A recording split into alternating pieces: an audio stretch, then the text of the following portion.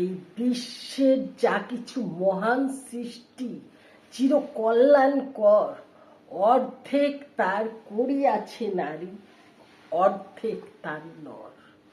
কারণ এই কথাটি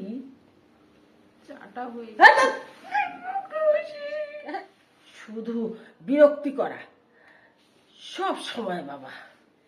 এই কথাটা মেনে অবশ্যই নারী পুরুষের সমতা বিধান করতে হবে এবং মেয়েদের কথার মূল্যায়ন করতে হবে বন্ধুরা। কারণ সংসার সুখের হয় রমণীর গুণে। চাটা হয়ে গেছে।